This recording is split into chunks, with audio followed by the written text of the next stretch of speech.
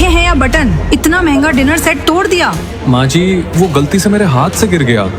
3 साल हो गए फिर भी एक काम ढंग से नहीं कर सकते। माँ, इतनी छोटी सी बात के लिए आपको हाथ नहीं उठाना चाहिए था। थप्पड़ी मारा है, गोली नहीं मार दी जो तुम इतना ओवर रिएक्ट कर रही हो। ओवर रिएक्ट तो आप कर रही हैं, मैं नहीं। चुप रहो, अपने इस फटीचर पति के लिए मुझसे बहस मत करो।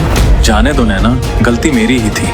अथर्व को पिछले 3 सालों में इन सब चीजों की आदत हो गई थी। चाहे गलती किसी की भी हो, दोषी वही होता था। नैना के दादाजी की जिद पर हुई इस शादी को कोई नहीं मानता था, नैना भी नहीं। लेकिन उसने कभी अथर्व की बेइज्जती नहीं की और पिछले कुछ दिनों से उसके दिल में अथर्व के लिए एक सॉफ्ट कॉर्नर भी बनने लगा था। लेकिन उसी रात जब पूरा घर सो रहा था, अचानक अथर्व का फोन बजा और वो चुपचाप बालकनी में चला गया। हाँ बोलो, ऐसा क्या इम्पोर्टेंट है? सर, दुबई वाले क्लाइंट्स मान नहीं रहे। वो कह रहे हैं कि डील पर फाइनल साइन आपके सामने ही करेंगे। नहीं मान रहे हैं तो मत माने और दोबारा ऐसे मुझे कॉल मत करना। जब जरूरत होगी मैं खुद कॉल कर लूंगा। लेकिन सर, आपके बिना करोड़ों का प्रोजेक्ट रुक जाएगा। तो रुकने दो।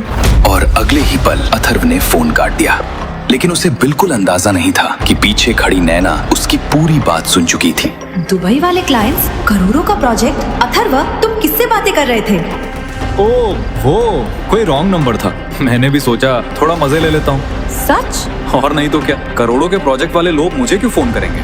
नैना ने आगे कुछ नहीं कहा, लेकिन पहली बार उसे लगा कि अथर्व उससे कोई बहुत बड़ा राज छुपा रहा है। और अगली सुबह मॉर्निंग वॉक से लौटे विजय अग्रवाल बोले, मनीषा, पता है शशिकांत के होने वाले दामाद ने उसे नई मर्सिडीज गिफ्ट की है और एक हमारा भिखारी दामाद है। क्या करें, सब आपके पिताजी की देन है जो इस कंगले को दामाद बनाना पड़ा। बस करिए आप लोग, हर बात पर अथर्व की बेइज्जती करना जरूरी नहीं है। वाह, आजकल तुम्हें इसकी बड़ी चिंता रहने लगी है। बस करो तुम लोग, छोड़ो ये सब। और सुनो नैना, कल तान्या की एंगेजमेंट है, इसे ढंग के कपड़े दिला देना ताकि हमारी थोड़ी इज्जत बच जाए। ठीक है पापा, वैसे भी मुझे शॉपिंग पर जाना है। अथर्व, तुम भी चलो मेरे साथ। और कुछ ही देर बाद नैना और अथर्व शॉपिंग के लिए निकल पड़े। लेकिन नैना के दिमाग में अब भी कल रात के फोन कॉल वाली बात घूम रही थी। मुझे तो नहीं लगता वो रॉन्ग नंबर था। जरूर अथर्व मुझसे कुछ छुपा रहा है।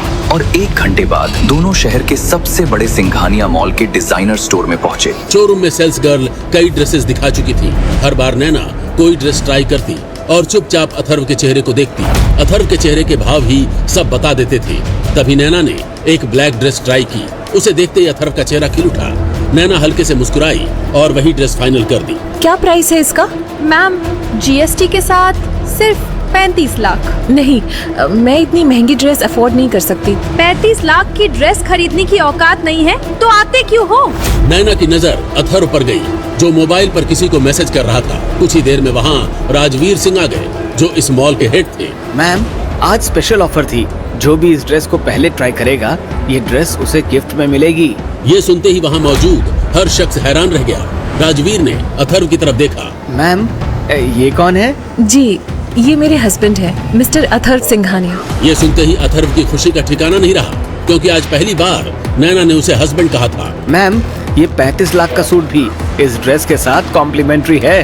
वापसी के पूरे रास्ते उसके चेहरे पर मुस्कान थी। इतना खुश नैना ने उसे पहले कभी नहीं देखा था।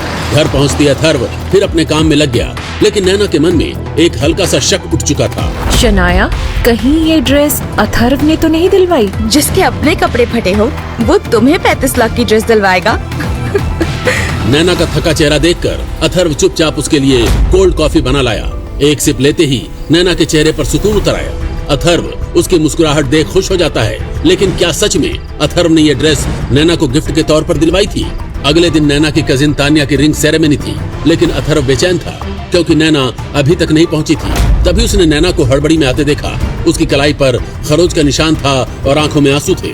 मुझे मेरी वाइफ की आज की पूरी डिटेल चाहिए। कुछ ही देर में नैना वही ब्लैक ड्रेस पहनकर नीचे आई, लेकिन उसकी आंखों का दर्द अथर्व से छुपा नहीं। मैं बाहर इंतजार कर रही हूँ। अथर्व भी ब्लैक सूट पहनकर आया। दोनों जैसे ही पार्टी में दाखिल हुए, हर नजर बस उन्हीं पर टिक गई। आज अथर्व के सामने नैना भी फीकी लग रही थी। तभी 2 लड़के नैना को घूरने लगे। उन्हें देखते ही नैना का हाथ डर से हल्का सा कांप उठा। अथर्व ने बिना कुछ कहे उसका हाथ थाम लिया। नैना चौंक कर उसकी तरफ देखने लगी। आज अथर्व की आंखों में वो मासूमियत नहीं थी। नैना को उसके साथ सुरक्षित महसूस हुआ। तभी फोन बज उठा। सर, अमन सिन्हा ने बिजनेस मीटिंग के बहाने नैना मैडम को होटल बुलाया था। लेकिन मैडम किसी तरह बचकर निकल आई। ये सुनते ही अथर्व के अंदर गुस्से की आग भड़क उठी।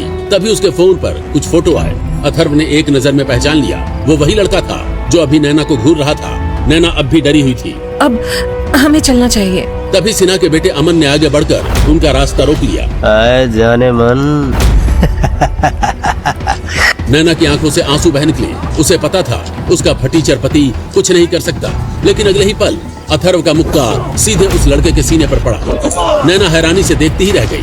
अगले ही कुछ सेकंड में अथर्व ने बाकी सबकी हड्डियां तोड़ दी। चारों तरफ सिर्फ कराहने की आवाजें गूंज रही थी। ये हाल देखकर अमन खुद डर से कांप उठा और अब अथर्व उसकी तरफ बढ़ रहा था। अथर्व, क्या हो गया है तुम्हें? 3 साल में मैंने तुम्हें कभी इतने गुस्से में नहीं देखा। 3 साल में मैंने तुम्हारी आंखों में आंसू भी नहीं देखे। जो तुम्हें रुलाएगा उसकी तो मैं। अथर्व ने गुस्से में एक जोरदार पंच अमन के मुंह पर जड़ा। उसके 4 दांत हवा में उड़ गए। नैना का परिवार जो 3 सालों से अथर्व को बेइज्जत करता आया था, आज अथर्व का ये रूप देखकर डर गया। नैना, रोको उसे। वो मिस्टर सिन्हा का बेटा है, उसे कुछ हुआ तो पूरा शहर जल जाएगा। वो नहीं रुकेगा माँ, वो मुझसे दीवानगी की हद तक प्यार करता है। अथर्व की नजर नैना की कलाई पर पड़ी, जहां अभी भी जख्म के निशान थे। अथर्व ने अमन का हाथ कसकर पकड़ लिया। इसी हाथ से छुआ था ना उसे। अथर्व ने अमन का हाथ पूरी ताकत से मरोड़ दिया। अमन की चीख गूंज उठी। उसी वक्त अमन का बाप सिन्हा वहां आ गया। वो आदमी जिसका नाम ही शहर में खौफ पैदा कर देता था, आज उसके बेटे को सबके सामने अथर्व ने पीटा था। मिस्टर सिन्हा, ये मेरे हस्बैंड है। मैं आपसे माफी। तुम्हारा सर किसी के आगे झुके, ये मैं बर्दाश्त नहीं कर सकता।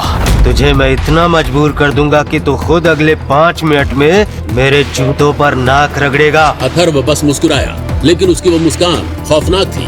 वो आगे बढ़ा, सिन्हा के कोट से सिगार निकाली। नहीं सिन्हा, अगले 5 मिनट में तू मेरे जूतों पर नाक रगड़ेगा।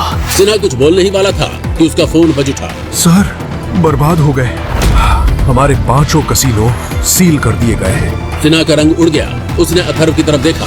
अथर्व ने लाइटर से सिगार जलाई। तभी दूसरा कॉल। सर, हमारे सारे सरकारी टेंडर टर्मिनेट हो गए। एक और कॉल वेटिंग पर था। अब सिन्हा के माथे पर पसीना साफ दिख रहा था। उसका पूरा साम्राज्य ताश के पत्तों की तरह ठह रहा था। सिन्हा ने घबराकर अथर्व की तरफ देखा। तभी रिजॉर्ट के बाहर सायरन गूंज उठे। एक के बाद एक 20 काली चमचमाती लग्जरी गाड़ियां आकर रुकी।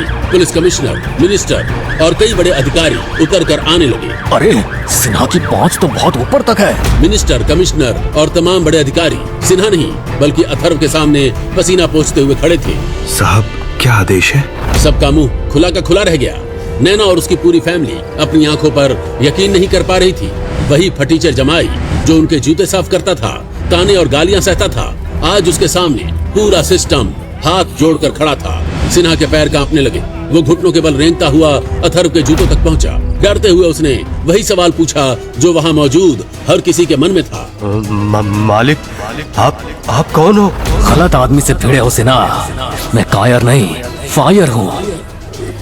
इतना पावरफुल होने के बावजूद अथर्व घर जमाई क्यों बना? क्या मजबूरी में हुई ये शादी कभी प्यार में बदल पाएगी? आगे की कहानी जानने के लिए देखिए अगला एपिसोड सिर्फ पॉकेट एफएम के YouTube चैनल पर। और एम्पायर ऑफ हिडन किंग के सारे एपिसोड्स को सुनने के लिए डिस्क्रिप्शन में दी लिंक से डाउनलोड करें पॉकेट एफएम ऐप।